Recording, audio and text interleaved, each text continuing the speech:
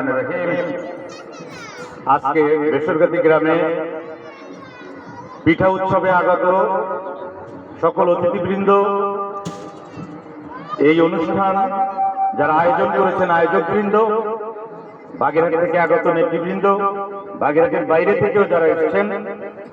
সবাইকে শুভেচ্ছা ও অভিনন্দন জানিয়ে আমাদের এই 5 দিন ব্যাপী পিঠা উৎসব সবাই উপভোগ করবেন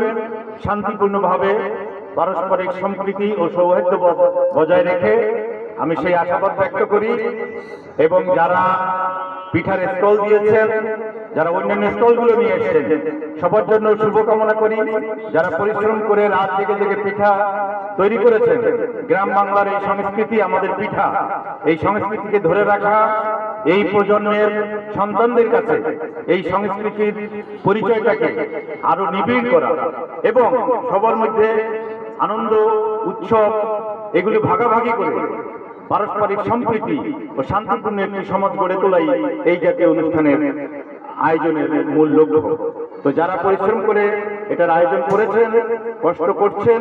আগামী দিনেও করবেন, তাদের সকলকে ধন্যবাদ জানিয়ে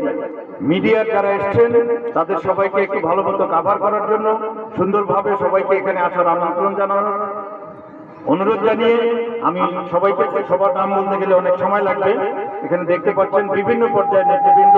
রাজনৈতিক নেতৃবৃন্দ, সামাজিক, শিক্ষক, আমার বন্ধু, এরপরে সাংস্কৃতিক নেতৃবৃন্দ, বিভিন্ন পর্যায়ের ক্রীড়ার ক্ষেত্রে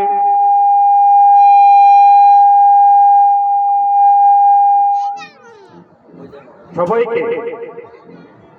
আবারও আমি ধন্যবাদ জানিয়ে সবাইকে এই আনন্দ উৎসব উপভোগ করার আহ্বান জানিয়ে এর শুভ উদ্বোধন ঘোষণা করছি।